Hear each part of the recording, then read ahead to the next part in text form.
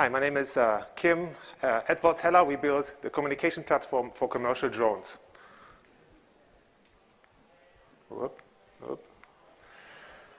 The drone industry is shifting from a situation where you have 1 or 3 pilots per drone to a situation where you have 1 remote pilot monitoring multiple drones performing autonomous services such as delivery of goods, inspection of power lines, or mobility services.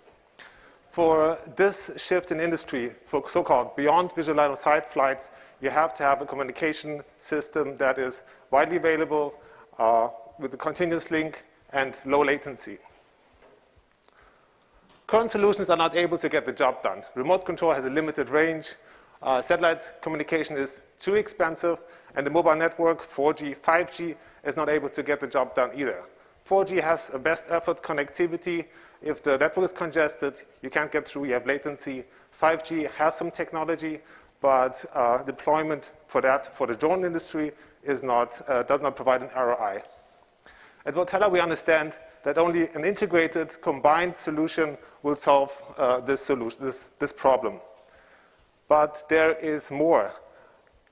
At Voltela, we are the only company providing low latency links via the voice channel. So what we do is using drone communication and send it through the voice channel to provide low latency links using any mobile network, 2G, 3G, 4G, 5G, and a prioritized link over data. So when the network is congested, you can still make a phone call, so our data gets through. We have a working prototype, and measurements have shown that our link is superior and actually enables a safe airspace. We provide our customers, drone operators, with a complete solution.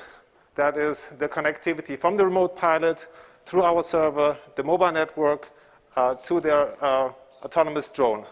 For a monthly subscription fee, they get connectivity assurance. That includes connectivity via any mobile network, satellite communication backup links, and advanced cloud services. Voltela is the only company that is able to provide a scalable solution and a solution that is compliant with upcoming regulations. Our direct competitors use the regular data channel, which is, I mentioned this before, unreliable and not applicable for this use case. 5G V2X, great technology, but who's going to deploy it? Satellite communication, too expensive. We combine all these solutions and are able to enable beyond visual line of sight flights. The market for drone connectivity is 5.7 billion, and we target a market of 160 million. We are currently conducting 2 pilot projects, one in Montana, where we help Vision Aerial to enable new services, to provide new services to their customers by expanding their communication range using mobile networks and satellite communication. Speedbird in Brazil, they're building an autonomous delivery system and are trying to get that certified through the FAA in Brazil, which is called ANAC, to be ready for mass production. So once we pass that, we are able to show at scale that our solution is superior and able to serve this market. One thing about Brazil is particular, they have a lot of 2G, 3G base stations where our solution is superior because wherever you make a phone call, you can use our solution to provide low latency, high priority links. We are currently raising $1 million to conduct larger pilot projects to collect more data and convince aviation authorities that with data that our solution is superior. Once we hit regulatory compliance, we are ready to scale and are expecting for an increased revenue. This is our team. I have a PhD in car-to-car communication. I worked for 10 years building innovations for the wireless industry. My colleague Edvard is an expert in embedded system, real-time communication systems, and Casey is an expert in drone communication. We have excellent advisors, just to name Ken Stewart, who is a CEO of New Air, that's an FAA test site in upstate New York, and he's president of the Commercial Drone Alliance. We are Voltela. Thank you so much.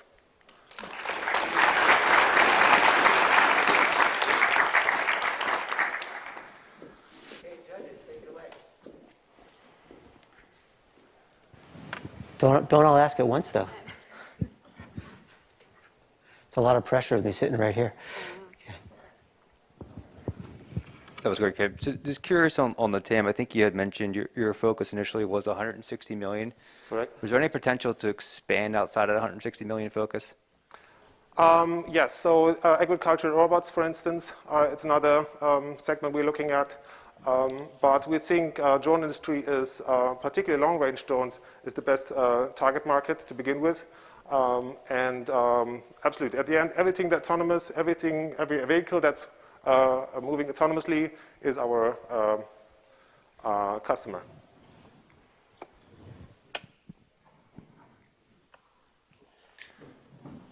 And you mentioned that you needed to get to regulatory compliance. So what's the timing on that, and how is that a roadblock to scale?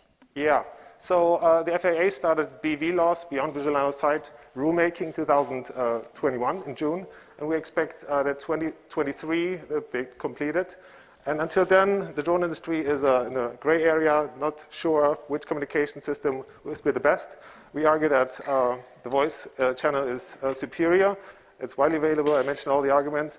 So we want to make sure that the drone industry and FAA knows that this exists, should be used.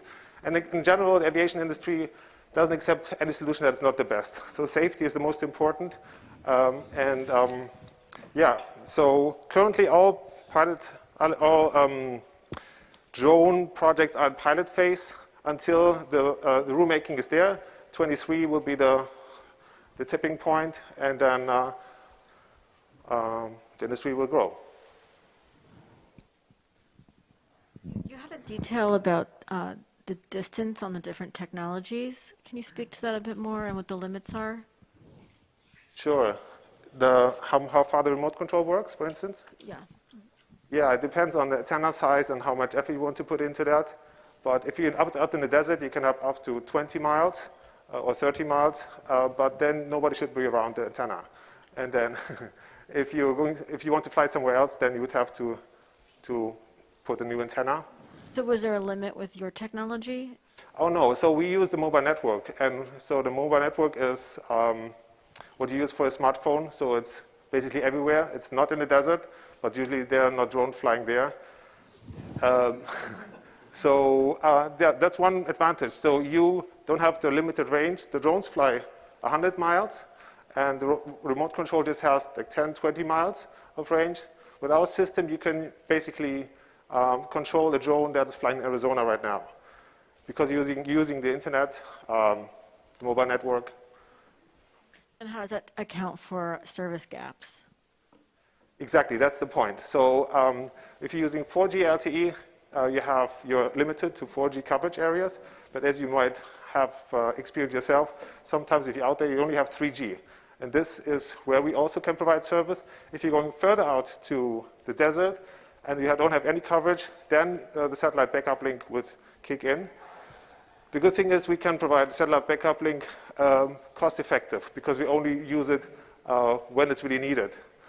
So integrated solution, having 4G available, then 3G if available, and then if nothing's available, you have 4G, or you have satellite communication, or nothing at all. That's also possible if you're flying above the ocean, for instance. But an integrated system is the solution. So does the satellite kick in? Does the satellite kick in immediately, or does the drone crash first? I'm just trying to figure this out, because. No, absolutely. So once the signal is lost, the satellite communication kicks in. But we want to go one step further, actually. We are building a 3D coverage map that shows where the drone can fly safely and where not.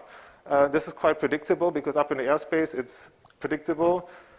And so drone operators know where to fly and are within the mobile network connectivity range.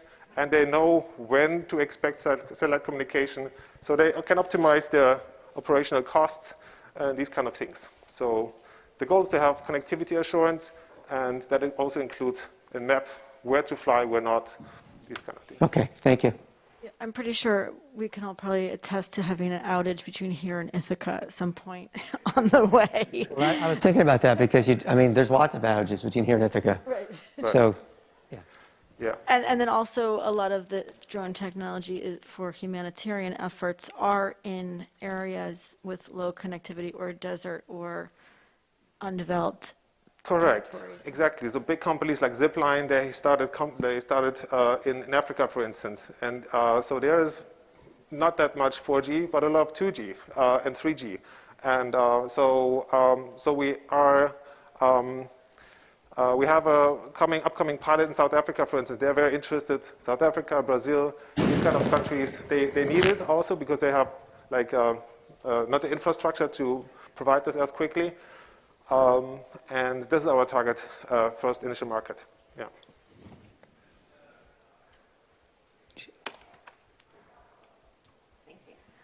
I was just going to ask about the feedback from your current pilot customers.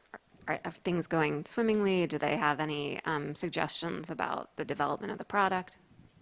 Yeah, so they lead the way for us for the implementation. So they are quite different. So Vision Aerial has a more manual approach for now. So they have remote control, and they do inspection, they do search and rescue. So they have one pilot that flies, and they want to expand their ranges. So we add our communication to their existing communication. And so there's a seamless handover, satellite communication, and so on. For Speedbird, a different approach. We are looking, for instance, using 2 modems to increase redundancy. The goal is to convince ANAC, which is the FAA in Brazil. And there it's more advanced goal, but that would take longer. And yeah, so we're trying to make those 2 customers happy, and then copy and paste and continue like this. So I had another question also. I didn't see anything about the military on your slides, and I'm curious whether you're not talking to the military purposely? Yeah, so the military has been using drones for a long time. They don't have cost constraints, and they have their own satellite communication system. So they are their own. They don't need us. It's also drones, but they're flying higher, for instance. They are bigger, different use case. So there's both fly. There's not too much connection in terms of communication. Okay. Different systems. Do you have something else, Carrie? No. Thank you. Okay, maybe 1 or 2 questions from the audience, if any? Are there any? If not, you are. Oh, one back here. You can go ahead, just talk loud. I had a question about 5G and 5G. As we continue to roll out 5G across the world, do you see the issues that we have with 4G also coming into the 5G space for Voltela? I'm not sure. So currently we use 4G, but we also use 3G and 2G. Once we have 5G, let's say a few years, we still use 4G, and well, 3G is going to be down at some point, but we always use multiple Gs, you could say.